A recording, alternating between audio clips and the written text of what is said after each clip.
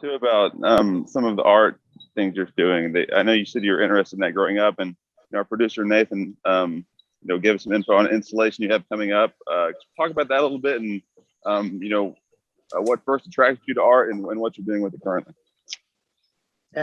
I first realized I was pretty adept at art in like 6th grade, and we had to make a sculpture, and I sort of knocked it out of the park really quickly without even just, it was just in my nature. So I got highlighted by the teacher and put in the middle school hallway when you walk into the school. So I realized that this is something I was good at. I started painting. My last solo show was in 2003 in Knoxville, Tennessee, on Gay Street, in a corner, huge corner building. It was shot by the local news, and the pieces were awesome, but they were pretty weird for Knoxville for 2003. Now if you looked at the stuff, it'd be really up to date. Right. But I left a lot of those paintings behind when I moved to New York City after that. So there's still several of my paintings floating around. You can see one at Eddie Raymond's health shop, I think, where his Alter G treadmill is. But there's huge canvases that I did. Some of them were 12 feet by 4 feet long. I had to hoist them off the side of the building into the gallery space. I was in a huge penthouse on Gay Street in Knoxville that had 2 levels and a rooftop deck access. So I had to lower the paintings out of there. But it was an amazing feeling. I was injured and couldn't race at the time. So rather than be stir crazy, I studied art and psychology at UT. I decided to apply that and put together the show, and it was amazing. But then I became an Olympian and made the intro. So I left sort of painting behind. It's been about 18 years since I've shown anything. And so after COVID and having people pass away in my family and, just all kinds of strange things happened, I decided to pick up the paintbrush again. I was inspired to do it.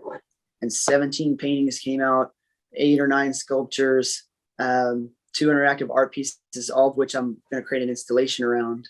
And as I started posting things, 3 of the biggest art critics in the world were liking it along the way on Instagram. I said, wow, maybe I should have done this sooner.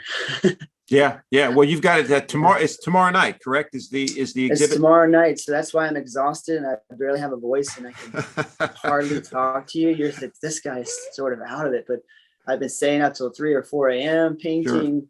Sure. It's not just going into a gallery and putting artwork on the wall. This is huge abandoned building with 50-foot ceilings and huge exterior space with these weird concrete, looks like some sort of army barracks pillars where the coal would be poured into to push into this giant abandoned powerhouse I'm using.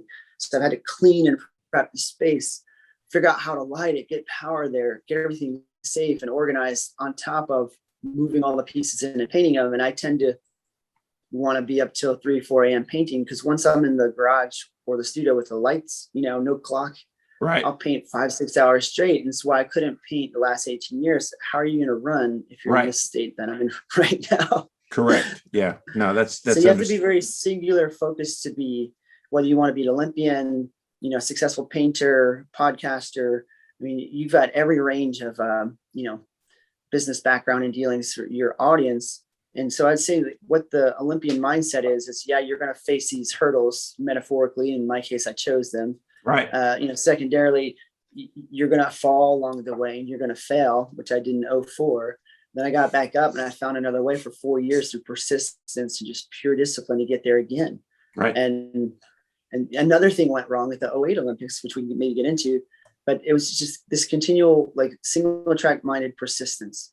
I went from not so good high school runner to, decent college runner to great college runner at UT to not so great pro runner to beating the best and setting the fastest 5K ever on US soil, 13:11.